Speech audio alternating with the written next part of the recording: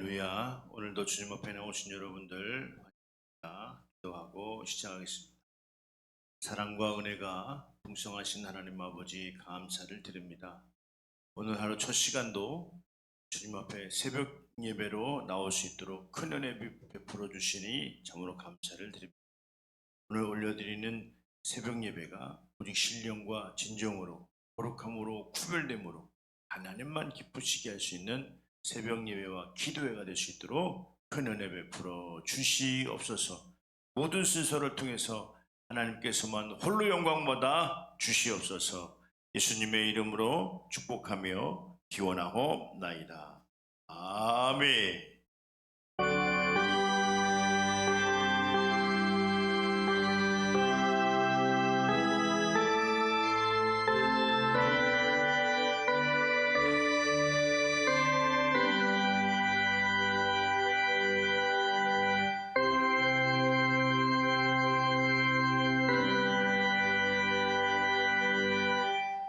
전능하사 존재를 만드신 하나님 아버지를 내가 믿사오며 그 외아들 우리 주 예수 그리스도를 믿사오니 이는 성령으로 잉태하사 동정녀 마리아에게 나시고 본디오 빌라도에게 고난을 받으사 십자가에 못 박혀 죽으시고 장사한 지 사흘 만에 죽은 자 가운데서 다시 살아나시며 하늘에 오르사 전능하신 하나님 우편에 앉아 계시다가 저리로서 산 자와 죽은 자를 심판하러 오시리라.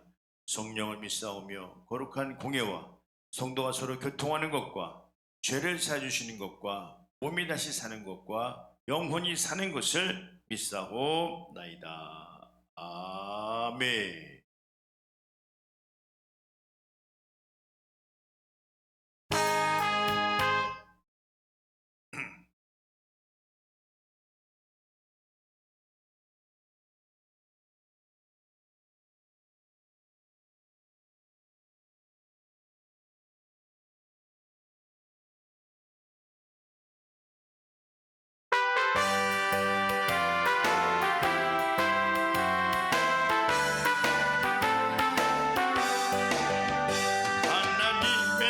소리 천지 진동할 때에 예수 영광 중에 구름 타시고 세계 만국 모든 곳을 보내어 구원 얻는 성도들을 모으리. 나팔 불 때 나의 이름 나팔 불 때 나의 이름 나팔 불 때 나의 이름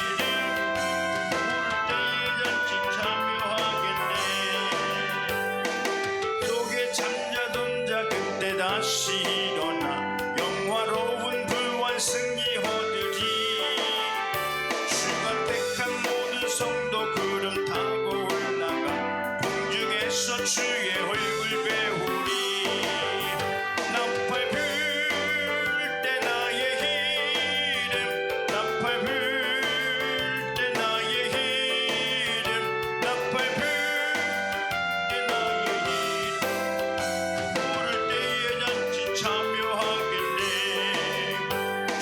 다시 오실 날은 우리 알 수 없으니 항상 기도하고 깨어 있어서 기쁨으로 보좌 앞에 우리 나가서도록 그때까지 참고 기다리겠네.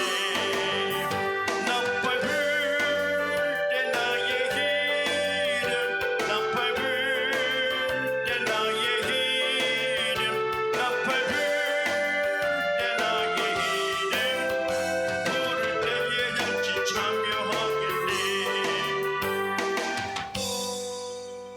아멘입니다.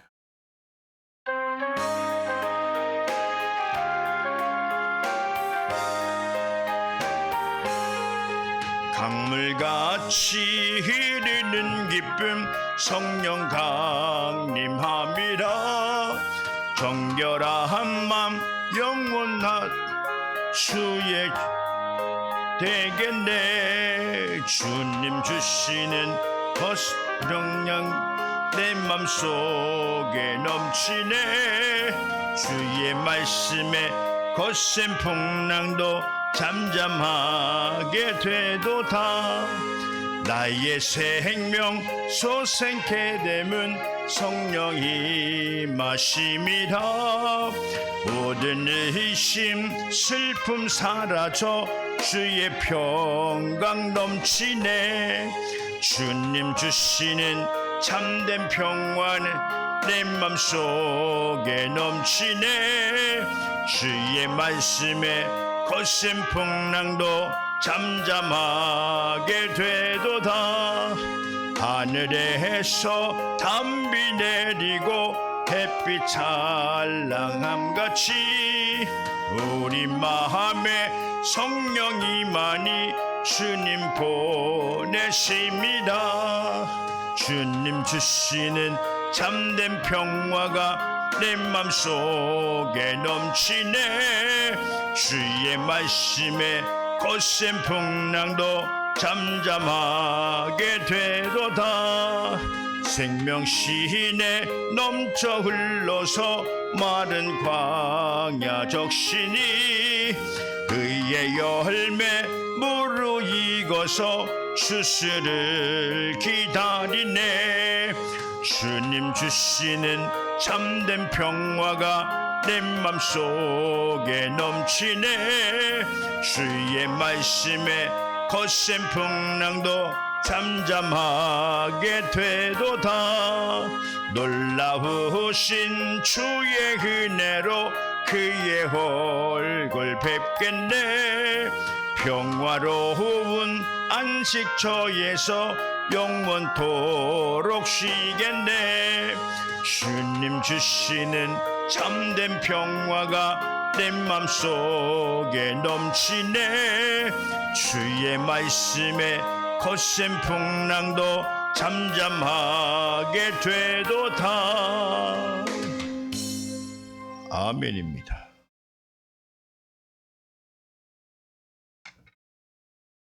네, 오늘 본문 말씀이에요. 요한일서 4장 8절에서 9절 말씀.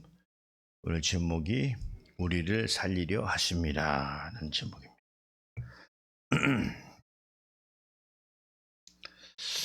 네, 사랑하지 아니하는 자는 하나님을 알지 못하나니 이는 하나님은 사랑이십니다. 하나님의 사랑이 우리에게 이렇게 나타난 바 되었으니 하나님이 자기의 독생자를 세상에 보내심은 그로 말미암아 우리를 살리려 하심이니라. 아멘. 예. 그렇습니다. 사랑하지 아니하는 자는이라는 말은 말 그대로 주님이 이 땅에 오셔서 베풀어진 은혜죠. 그가 이 땅에 오셔서 모든 인간의 질고를 담당해 주셨죠. 가난한 자를 돌보는 것과 병든 자, 약한 자, 또 귀신 들린 자들, 이런 약한 자들을 다 고쳐주시고 두루 다니며 착한 일을 행하셨다, 이렇게 표현을 성경에서는 하고 있는데, 그렇습니다. 오늘 이 사랑이라고 하는 것은 말 그대로 여러 가지 의미가 있지만 헌신이죠, 나눔이죠, 봉사입니다. 우리의 신앙 공동체의 집합은 아주 결정체라고 볼 수 있다라고 하면 헌신이에요. 어쨌든 우리가 이제 주일날 주께서 쓰시겠다고 하라라고 하는 제목을 가지고 말씀을 전해드렸죠. 그래서 이 사랑이라고 할 때는 그런 겁니다.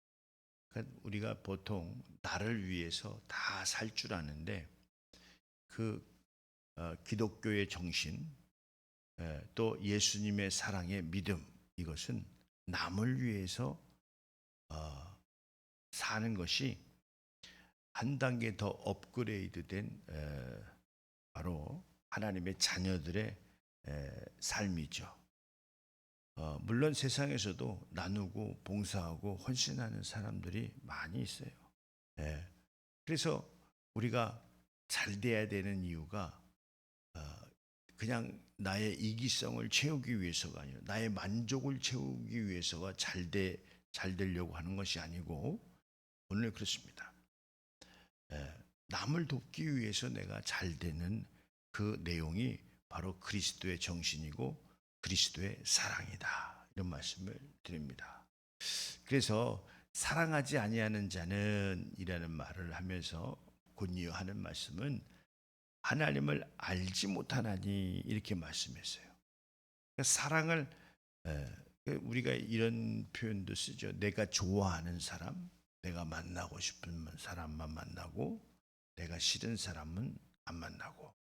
물론 악당 같은 사람, 귀신 들린 자, 아주 사기꾼 이런 사람은 만나면 안 되죠. 요즘 얼마나 그 장기 매매 이게요. 이게 공산당들이 모아놔 봤더니 그렇게 뒤에서 나쁜 짓거리들을 하고 있는 거예요.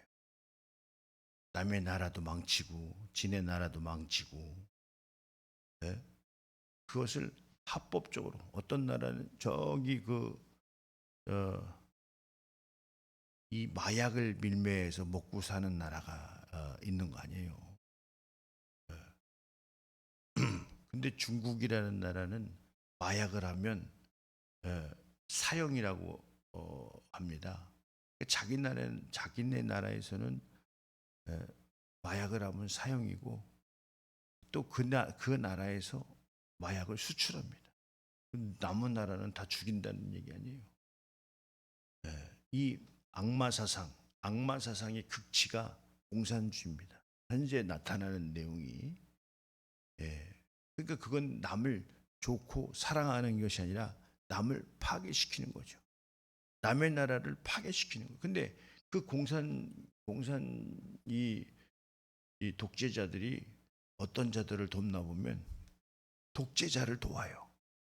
사기친 자, 거짓말 잘하는 자, 또 아주 자기만 알고 독재스러운 자, 그런 자들을 계속 양산해내는데 그건 진짜 우리나라 또 뭐 80명이 한 번에 또 사라졌다죠. 우리나라 사람들이 캄보디아에 가서. 근데 그거 왜 그러냐면 돈 많이 벌게 해준다고 그게요. 한 해에 뭐 3천 명씩 젊은이들이 몇 년을 들어갔다는 거예요. 조사가 안 됩니다. 특히 혼자 있는 청년들, 이 혼자 있는 청년들이 인신매매의 대상이죠. 잘 보셔서 이 자취하는 일, 왜 그러냐면 이 가정이 온전하면요, 가정에서 다 그것이 걸러집니다. 야 이런 거는 어려우니 이렇게 안 하는 게 좋겠다. 이렇게 가정에서 다 예방을 하는데 거의 혼자 지내는 독거 노인도 문제지만 독거 청년들도 그 수가 많아진다는 거죠.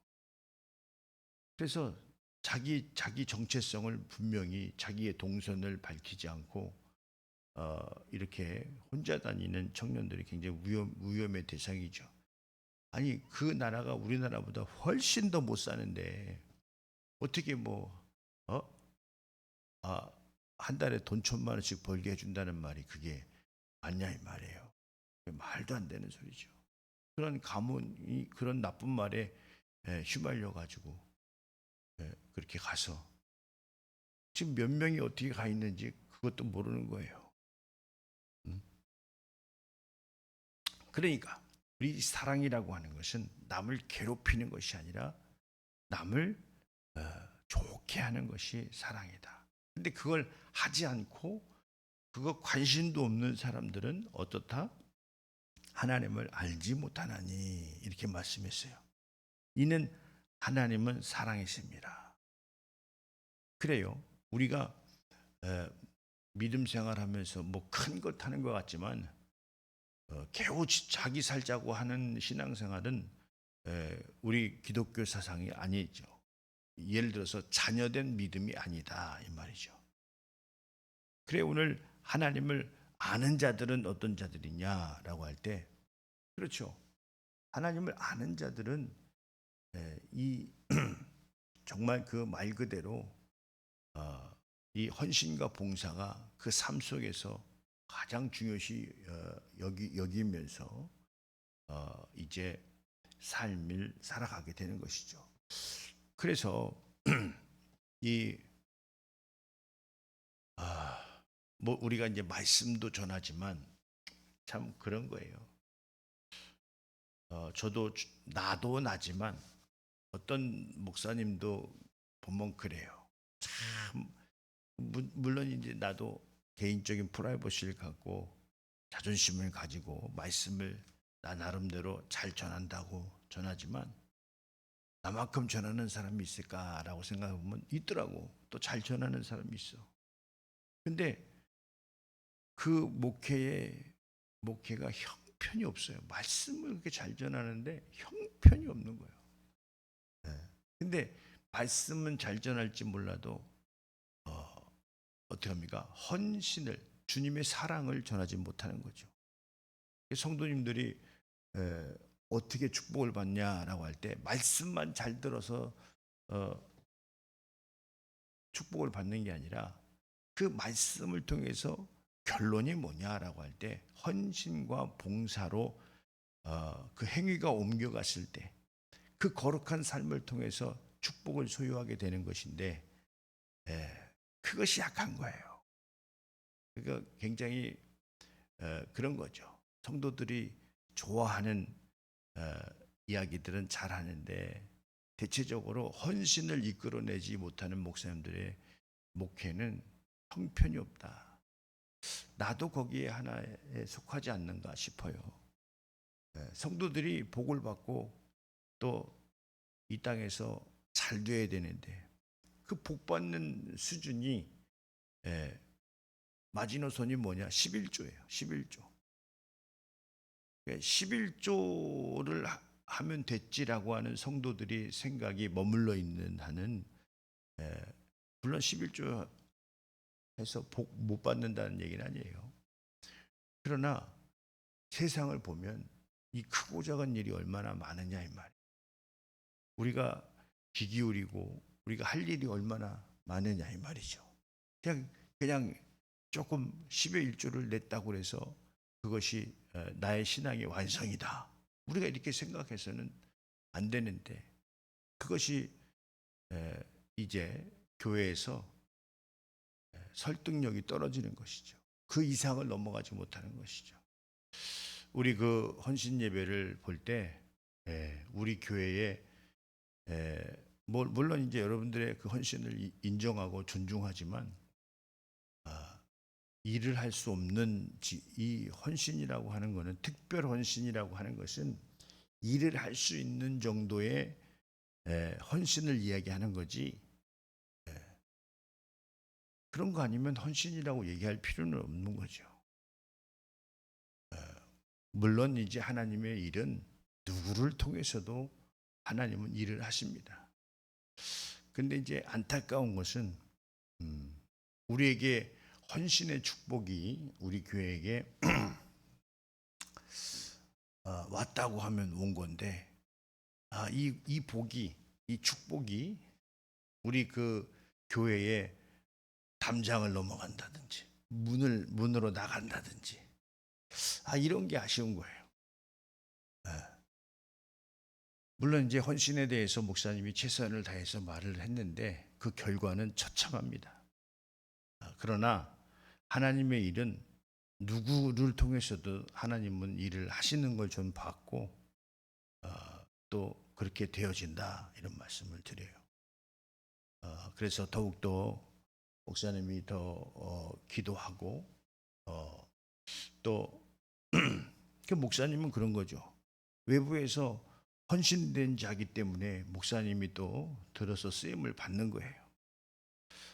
그런데 이 마치 예전에 우리 노예할 때도 좀 말씀드렸는데 제비가 박씨를 물고 온 것처럼 담임 목사님이 이 헌신의 축복을 가져왔는데 이것이 성도들이 소화를 못한다고 한다면 좀 안타깝다 이런 생각이 좀 드는 거예요.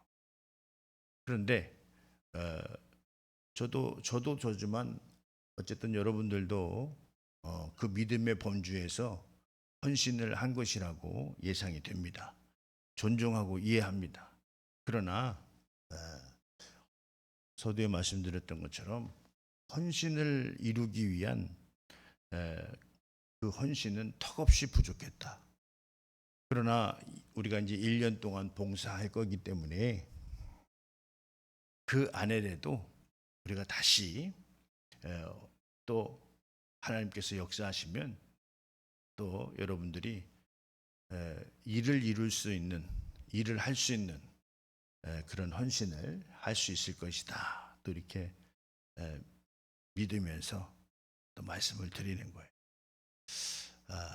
그렇지만 우리에게 주어진 복은 우리가 받을 줄 알아야 된다. 이런 말씀을 드립니다.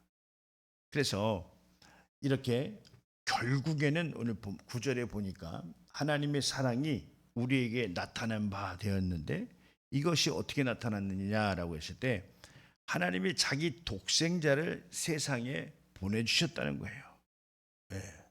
근데 말이 좋아서 독생자를 우리에게 보내주셨지 그 독생자 입장은 어떤 입장이냐. 그 몸이 갈기갈기 찢겨서 의도 터져서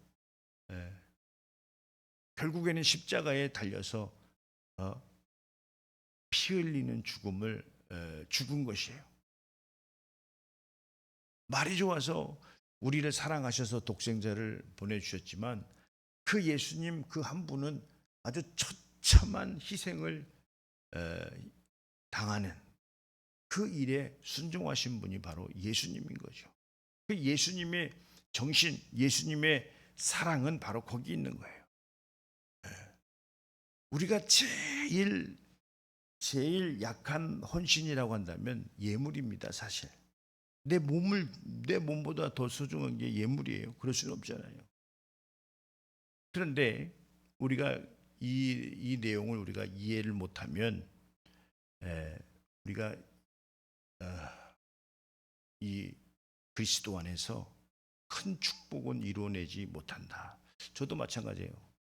이 교회를 통해서 여러분들에게 큰 헌신을 이끌어내지 못한다고 한다면 교회는 이대로 가다가 아마 이 정도 수준에서 머물지 않을까 싶어요.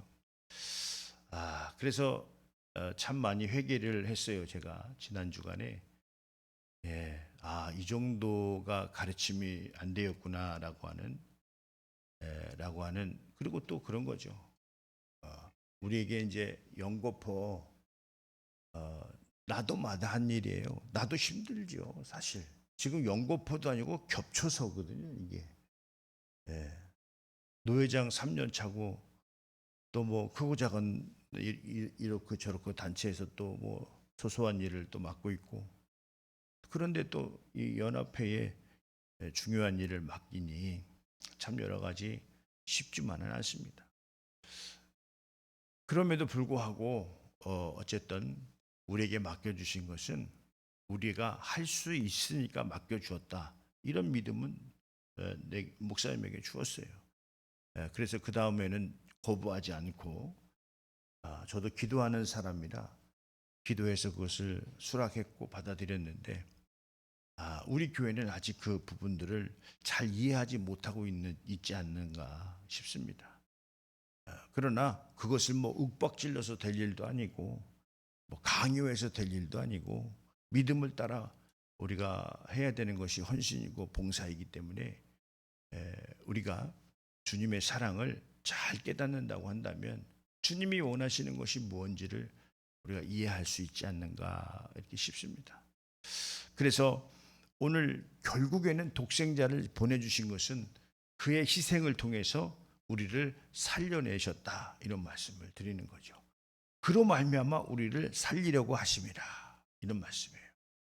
그렇습니다. 우리의 신앙의 가장 중심은 무엇을 이루어내는 거예요. 살려내는 것이다. 지금 나라가 매우 어렵습니다. 지역 공동체가 흔들리고 있어요. 이 시점에 우리가 그래도 지역 사회에 이렇게 일을 맡아서 할 수 있는 또 하나님의 우리에게 기회를 주셨다기보다는 강매했다고도 볼 수 있습니다. 하나님께서.